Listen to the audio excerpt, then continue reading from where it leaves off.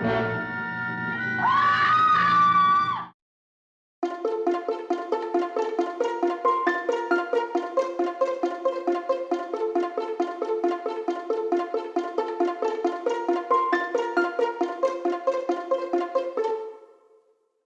Joe Clokey, and I grew up as Gumby's brother. My mom and dad created Gumby, and I've been hanging around stop motion my whole life.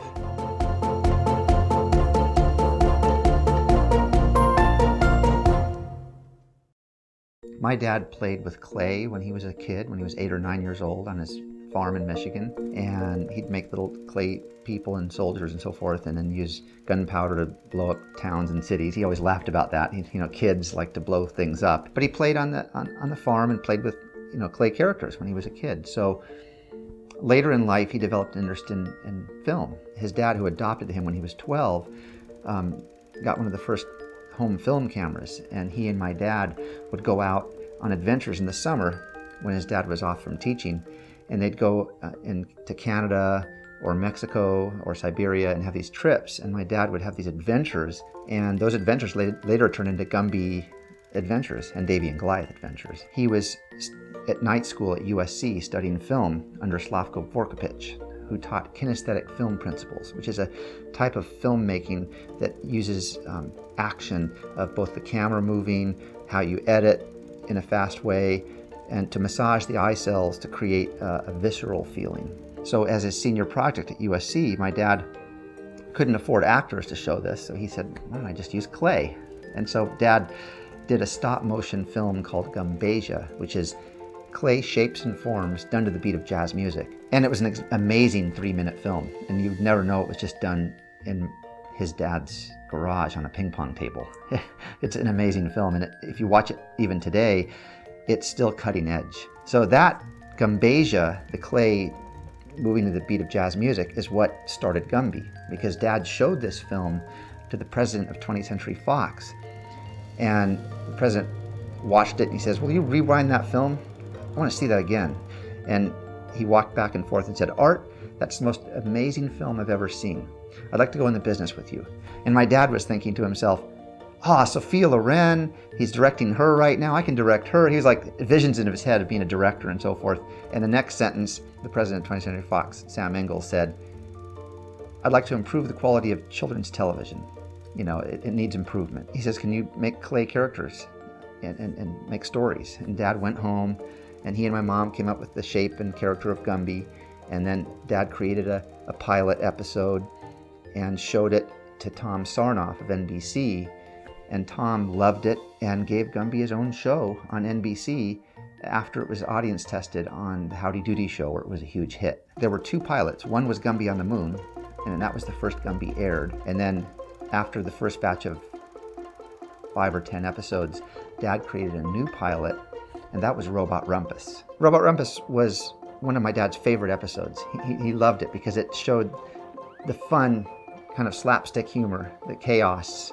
Dad grew up on Charlie Chaplin and Buster Keaton and Abbott and Costello, and he loved that kind of physical humor.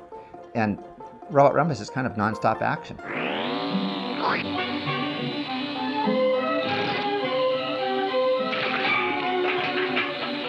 The first studio, the one that Robot Rumpus was created in, was in Hollywood. And it was, they had dollies and homemade sets, and the art director, Al Eggleston, was a fantastic creator of things. He always said to me, Joe, we just didn't know we couldn't do it. The process of making a stop motion episode, back then, Dad would actually use gingerbread shape cutters that he'd shaped in the shape of Gumby, and to press down on clay that he'd used a rolling pin, and he pressed down on the clay to make the characters, and then he'd put on the faces, and they'd have whole sheets and sheets of characters to keep replacing as they got used up. In the 60s, they changed that to melting the clay down and pouring it into the mold so that the characters were a little cleaner looking, more refined.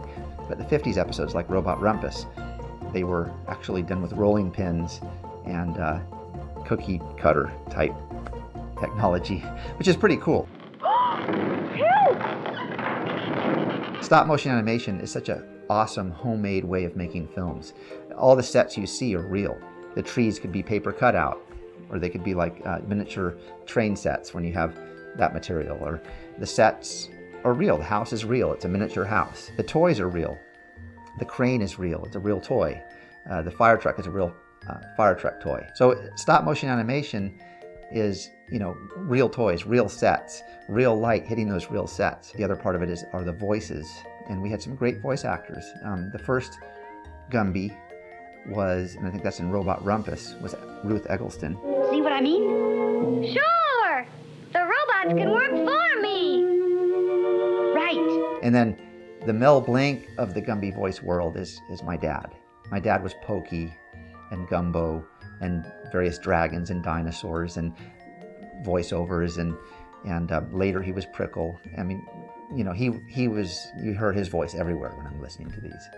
He was just, a fellow artist doing his work, but he would direct everything, and he wrote the episodes. And I think that in the 50s and in the 60s, he was a collaborator. He'd write the episode, but I think the animators and fellow collaborators and set builders would all collaborate in on everything. But the level of sophistication and other messages of Gumby episodes is richer in the 60s and 50s, because I think there was a collaboration going on, and I think Dad was in his Sgt. Pepper phase where he was really being creative. And when you watch a Robot Rumpus, it's funny for that reason. You can do parody on it, but there's a lot of 50s episodes and early 60s episodes that have a lot of magic to them. The Mystery Science 3000 riff on Gumby was hilarious. I mean, I liked it better than the Eddie Murphy one. And the Eddie Murphy one, my dad thought was really funny because it was parody. And I think it's hilarious. The same thing with Mystery Science 3000 is it's hilarious. It's the jokes they make are right on. I mean, they just, everything about it's funny. Mom threatened to make me into a bowl. It's a living legacy with my dad. He just passed away recently. His last few months, he said, Joe, get Gumby back on TV. Do a new Gumby TV series. Do a new Gumby movie. That's what he wanted to happen. So I've been working on that. It makes sense to always stay stop motion because it's real light hitting real sets, and that's the legacy of my dad. That's the magic of Gumby, is that he's a shapeshifter. He's a clay character that can change shapes, walk into a book, walk through an oven and become part of that. The imagination will take you wherever it goes with Gumby.